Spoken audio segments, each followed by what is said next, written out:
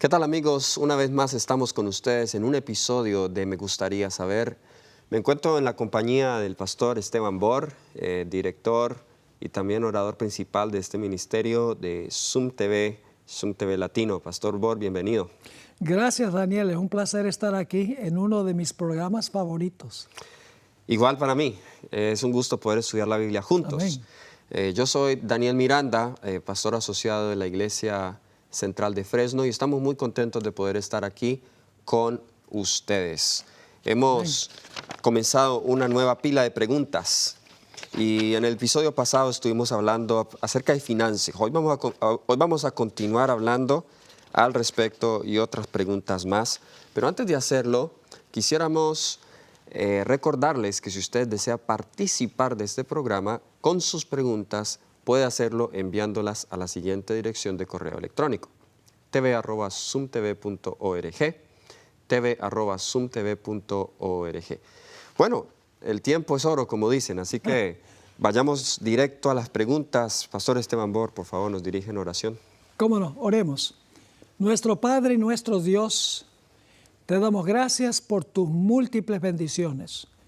Especialmente te damos gracias por tu palabra, una guía segura en un mundo que anda tan confundido. Amén. Gracias porque nosotros, los que conocemos a nuestro Señor Jesucristo personalmente, no tenemos que vagar en la incertidumbre, Yes. porque tenemos la palabra más segura. Amén. Te pedimos que al contestar estas preguntas, tú nos acompañes, danos claridad de pensamiento, palabras para hablar, y a los que están viendo, Señor, te pido que tu Santo Espíritu les ayude a entender. Te lo rogamos en el nombre incomparable de Cristo nuestro Salvador. Amén. Amén. Amén. Amén. Muy bien. La pregunta que tenemos para hoy nos la hace la hermana Elizabeth Pineda. Y es sobre el fondo de inversión. La pregunta dice: apreciado Pastor Bor, hace algunos días me ha surgido una inquietud y es respecto al fondo de inversión. Si es muy amable, me gustaría que me oriente respecto al tema, si tiene fundamento bíblico y qué dice el espíritu de profecía. Sería bueno comenzar primero explicando para los que no saben qué es eso del fondo de inversión. Sí, bueno, el fondo de inversión es cuando una persona hace un voto de dedicarle algo al Señor con el fin de recibir algún beneficio como resultado de haberle dedicado eso al Señor. Correcto. Se puede convertir en algo, creo yo, un tanto egoísta, y se puede también ser casi presunción. A veces uno tiene que tener mucho cuidado en el voto que uno hace. Eso es correcto, y debemos nosotros tener en cuenta varios principios bíblicos que tienen que ver con la mayordomía. Y justo este trimestre estamos estudiando en nuestra escuela sabática sobre mayordomía, y allí hemos aprendido varios principios bíblicos. Número uno, nosotros no damos a Dios para que Él nos bendiga, lo damos como respuesta de amor por lo que Él ya ha hecho por nosotros. Amén. Amén. Así que independientemente si Dios en respuesta me bendice por devolver mis diezmos y ofrendas, es nuestro deber devolverle a Dios lo que Él le pertenece y lo que Él nos pide. Amén. El problema con el fondo de inversión, a mi juicio personal, es que a veces se trata como una manera, y no quiero decir que esta es la motivación de todos, pero por eso digo, a veces se trata como si fuera una manera de chantaje a Dios, donde yo le digo a Dios: yo te doy tanto y tú cuida mi carro, cuida mi casa, bendice mi trabajo. Dios te va a bendecir si tú eres fiel mayordomo y tienes motivaciones puras. Tú puedes orar a Dios por aquellas cosas, pero en la práctica muchas veces se ha llevado al extremo. Voy a dar varios ejemplos que he tenido que escucharlos personalmente. Un hermano, cierto hermano en cierto lugar colocó su finca en el fondo de inversión y daba cada mes fielmente al fondo de inversión tanto por la finca. Entonces, resulta que un día hubo una tormenta bien fuerte y los árboles de los vecinos se cayeron pero ningún árbol del hermano cayó. Entonces, bueno, algunos líderes de la iglesia vinieron, daban eso como ejemplo de cómo poner algo en el fondo de inversión vale la pena, y animaban a los hermanos a que debíamos colocar o invertir en el fondo de inversión. Bueno, gloria a Dios porque Dios protegió la finca del Amén. hermano. Tal vez por lo que era fiel adventista Tal vez porque era fiel y no por el voto. y no por el voto, exactamente. Es decir, nosotros no podemos comprar a Dios, Dios no necesita de esas cosas para Él bendecirnos y protegernos. Nuestro trabajo es ser fieles mayordomos, ser generosos en nuestras ofrendas, ser fieles con nuestros diezmos y confiar en Dios. Sí. Me mencionabas un caso un poco extremo donde un individuo sí. dijo, voy a invertir en el fondo de inversión para que el Señor me quite la calva, Es para correcto. que me dé pelo. Y eso suena, cuando yo lo escuché, pero lo escuché personalmente. Sí. Y hasta ese extremo se puede llevar estos asuntos. Así que hay que tener mucho cuidado bajo qué principios se basan o se utilizan en la práctica. No quiero juzgar las motivaciones y creo que el propósito del fondo de inversión tiene un propósito bueno, invertir en la causa del Señor, porque en realidad el dinero que se está enviando está siendo usado por la asociación para la obra de Dios. En eso no tenemos duda. El problema aquí es en el ofrendante. ¿Con qué motivación lo está haciendo? Sí. Si es para manipular a Dios, que es incorrecto, o si es una motivación pura, ¿verdad?, para ayudar a crecer la obra del Señor. El mejor fondo de inversión es el que Jesús nos dijo en Mateo 6, 20 y 21, haced tesoros en los cielos. Exacto. Donde la polilla ni el ladrón corrompen, ni los ladrones hurtan, porque donde está vuestro tesoro, ahí está vuestro corazón. Así que ahí está el fondo de inversión, porque ahí estamos invirtiendo para la eternidad. Amén, amén. Bueno, yo no encuentro en ninguna parte de la Biblia que diga que uno tiene que practicar el fondo de inversión, pero si una persona tiene la motivación correcta, pues yo creo que el Señor acepta la motivación sincera y correcta de la persona. Yo sé que en Norteamérica no hay fondo de inversión. Es decir, eso se murió y la recolección también se murió acá. Pero yo sé que en Latinoamérica todavía la recolección funciona y también funciona el fondo de inversión. Hace mucho tiempo se practicaba la semana de sacrificio, donde la gente dedicaba una semana de su salario a cualquier proyecto especial de la conferencia o de la asociación. Que yo sepa, yo no sé si en Latinoamérica todavía practican la semana de sacrificio, pero todo depende nuevamente de la motivación por la cual una persona hace algo, porque Dios evalúa los motivos que producen las acciones. Exactamente, muy bien. Ok, vamos entonces a la siguiente pregunta. Esta pregunta es más teológica. Nos saluda el hermano Alfredo Pacheco de Fort Worth, Texas, ahí muy cerquita a Dallas. Y él quiere que le expliquemos cuándo Jesús y los discípulos celebraron la última cena pascual. Porque los evangelios sinópticos, que son Mateo, Marcos y Lucas, narran que los discípulos y Jesús la celebraron antes de la crucifixión, pero Juan ubica la Pascua después de la crucifixión. También me gustaría saber, voy a dejar esta que es una segunda pregunta para después. Vamos a parar allí. La última cena pascual, sí, es cierto, el hermano tiene toda la razón. Parece haber una discrepancia entre los sinópticos, se llaman sinópticos porque al colocarlos en paralelo parece que fueran muy parecidos, el Evangelio de Mateo, Marcos y Lucas. Narran que la cena pascual que Jesús tomó con los discípulos fue antes de su crucifixión, jueves en la noche, correcto. Pero el Evangelio de Juan parece ser que fue después de la crucifixión de Jesús. Entonces, ¿por qué esta discrepancia? Bueno, en realidad necesitamos entender que la Pascua y el pan sin levadura se concebían casi como una misma fiesta. Se distinguían, pero estaban muy estrechamente relacionadas. La razón por la cual Jesús celebró la Pascua el día antes del 14 de Nisan, aunque en realidad técnicamente fue la noche del viernes, bíblicamente hablando. Bíblicamente hablando. Así que fue en el 14 de Nisan, pero no fue exactamente a las 3 de la tarde del día del 14 de Nisan. Pues, ¿por qué no celebró Jesús en la hora exacta? La razón es muy sencilla. Jesús estaba colgado en una cruz. Correcto. Él no podía instituir la Santa Cena colgado en una cruz. Así que Jesús adelantó la fundación de la Pascua, la institución de la Pascua, la instituyó la noche anterior de la crucifixión porque iba a estar en una cruz el siguiente día.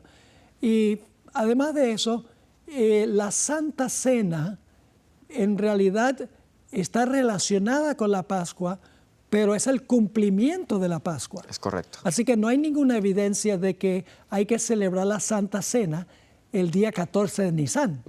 Es decir, el 14 de Nisan, la Pascua, no es idéntico a la Santa Cena. La Santa Cena toma el lugar de la Pascua. Así que Jesús instituyó fue la Santa Cena y la hermana White dice que la Pascua en ese momento, cuando Cristo murió en la cruz, desapareció. Quizá voy a leer los textos a los cuales, el hermano no los incluye acá, pero los textos que son los más controversiales en cuanto a la discrepancia. Leer Mateo, Marcos, Lucas, es claro que Jesús, antes de ir al Getsemaní, Jesús se reúne con sus discípulos y donde dice, tomad este es el pan, mi cuerpo, el vino, mi sangre, esa parte es clara. Pero cuando llegamos a Juan 18, 28, ahora esto está pasando aquí el día sexto, viernes, 14 de Nisan, llevaron a Jesús de casa de Caifás al pretorio.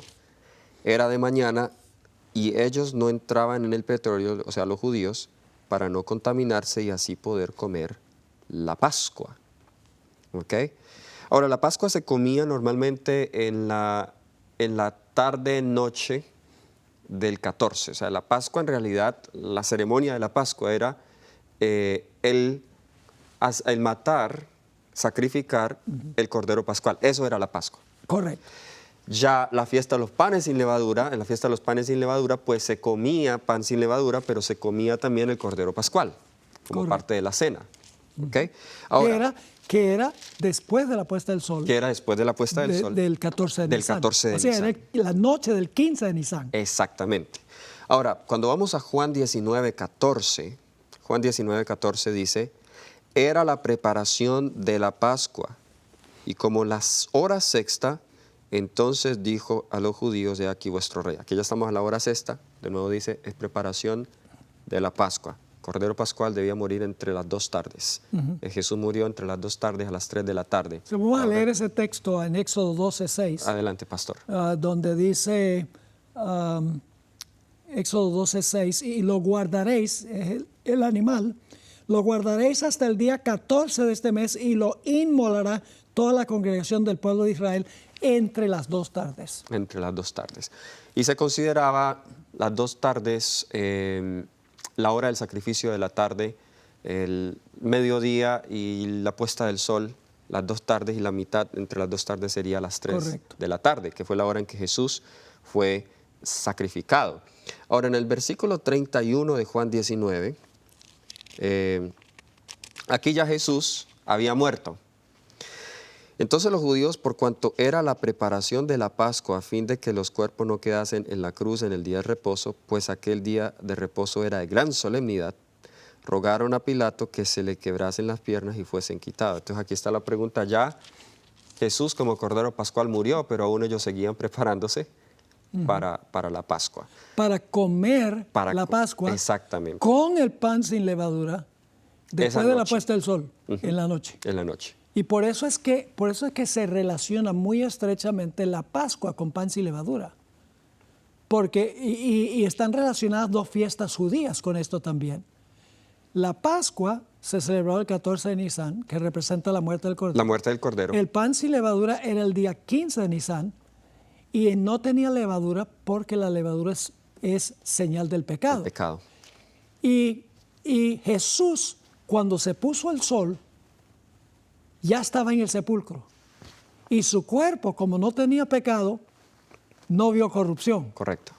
Así que la Pascua y pan sin levadura prácticamente en las mentes de los judíos eran intercambiables. Y hay evidencia extrabíblica, como de Josefo, que prueba que era vista en los tiempos de Jesús estas dos como una sola fiesta.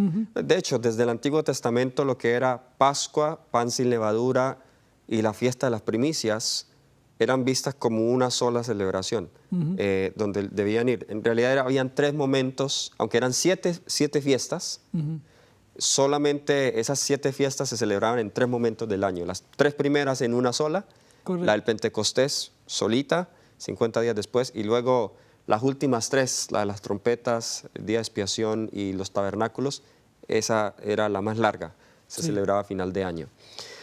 Entonces, ahí es donde está la discrepancia.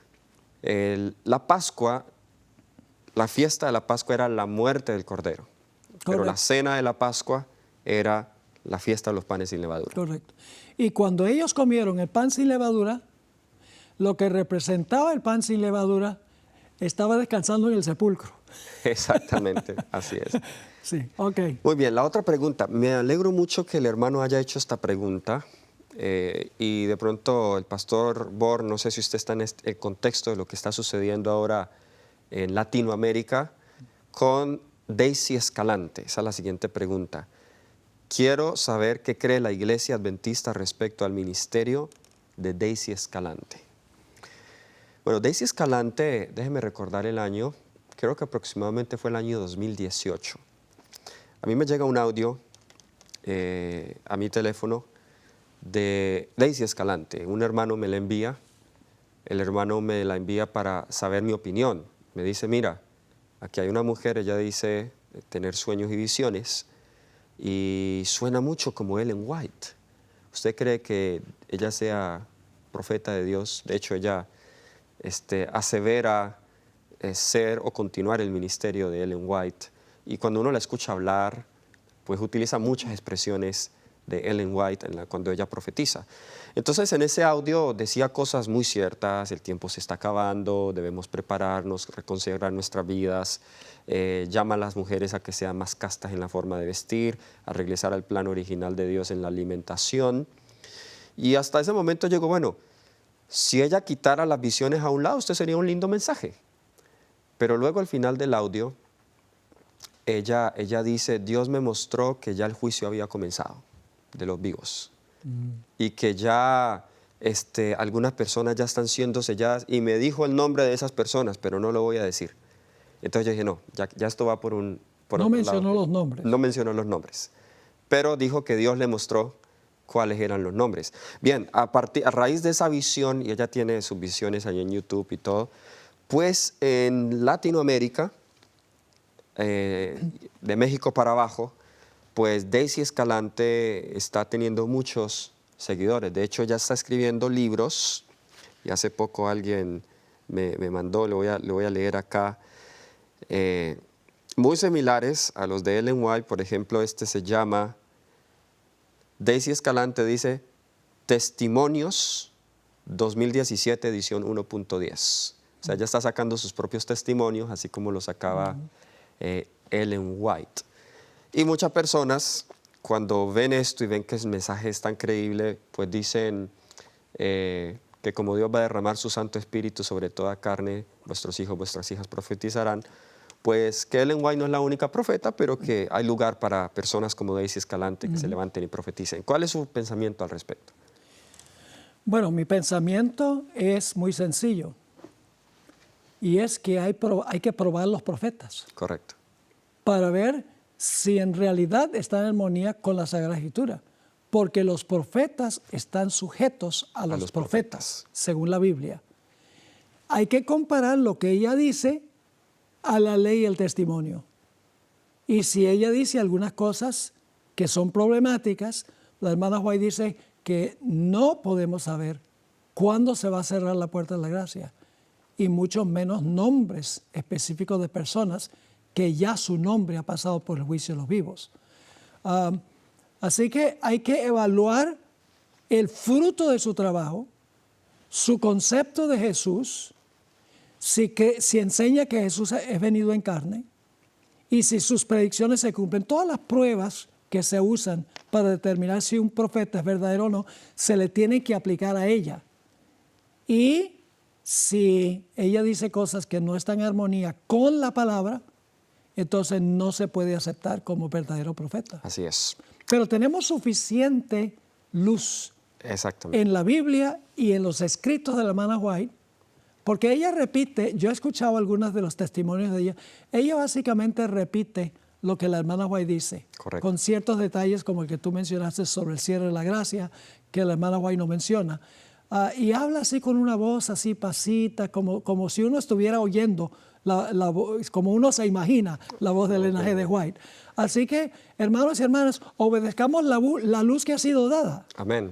No busquemos lo que es sensacional. Acatémonos a lo que está en la palabra y en lo que está en el Espíritu de Profecía, porque si nos ponemos a leer el Espíritu de Profecía, no terminamos de leer todo lo que ella escribió en mucho tiempo. Así es. Varias cositas. He hecho eso. La verdad ando muy ocupado como para estar siguiendo a estos profetas que salen por YouTube. La razón por la cual me entero de esto es porque llega a nuestro conocimiento este tipo de cosas. Y entre las cosas que me han enviado de ella, a mí me ha dejado preocupado varios puntos. Y tengo que mencionarlo aquí por amor a los hermanos. He aplicado algunos de las pruebas del profeta, por ejemplo, por sus frutos los conoceréis. Y me temo que hay mucho fanatismo en algunas de las posiciones de Daisy Escalante. Por ejemplo, una de ellas, ella anima a los hermanos, ha animado a hermanos a que hoy no debemos depender de los supermercados porque es depender del sistema.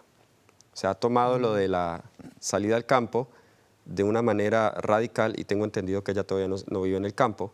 Entonces una hermana estaba súper perpleja porque me dijo, mira, Daisy Escalante me aconsejó que yo no debo comprar en el supermercado.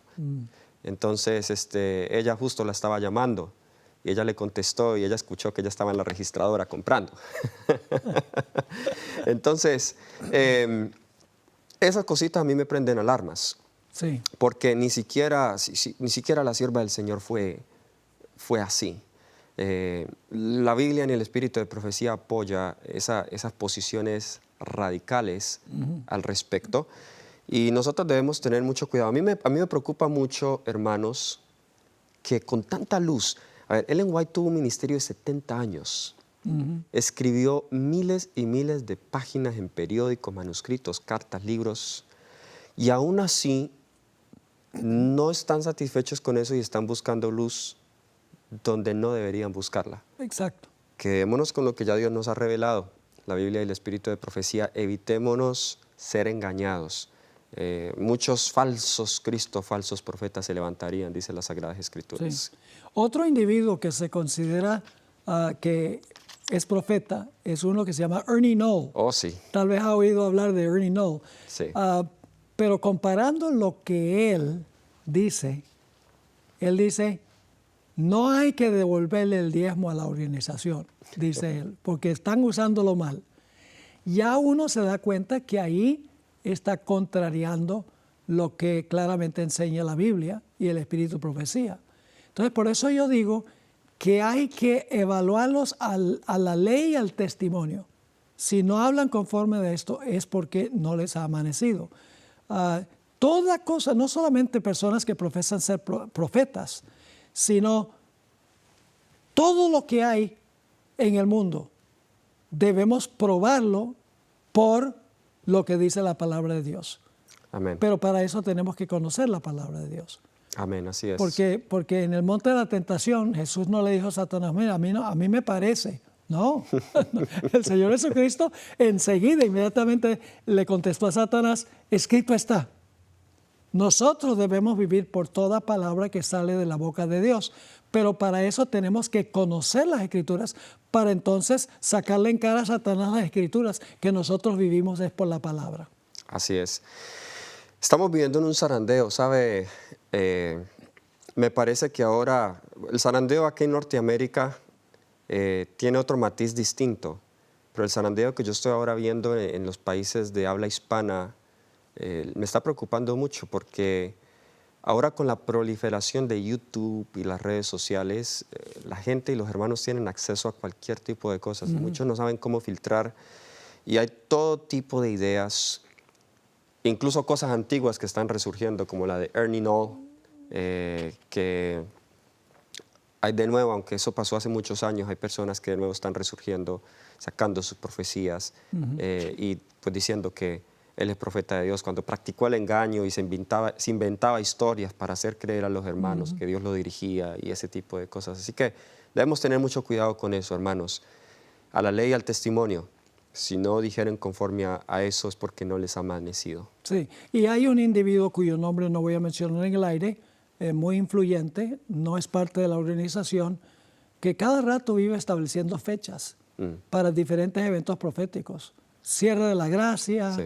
el tiempo de angustia, la ley dominical, para todas esas cosas ha fijado fecha y ha pasado la fecha y no ha ocurrido. Entonces eso lo que hace a la larga es desanimar a la gente. Es correcto. Y la gente del mundo dice, ve, estos adventistas no vienen sino fijando fecha y luego no pasa. Y le da un mal nombre a la iglesia y le da un mal nombre al mensaje de la iglesia adventista. Es mejor atenernos a lo que dice la palabra y lo que dice el Espíritu de Profecía y no buscar luz a donde en realidad no hay luz. Amén. Bien, queridos hermanos, queremos hacerles un llamado a todos a que sean fieles a Dios y a las Sagradas Escrituras. Estamos Amén. en un zarandeo. La sierva del Señor dice, todo lo que pueda ser zarandeado será zarandeado. Y lo estamos viendo con nuestros propios ojos, cada vez más los engaños, los errores, las ideas multiplican, ideas no bíblicas.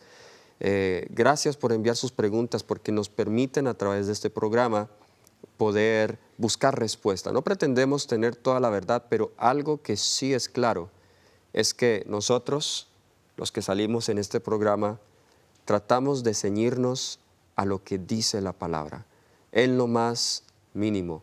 Así que Dios les bendiga. Nos vemos en un próximo episodio de este programa de Me Gustaría Saber.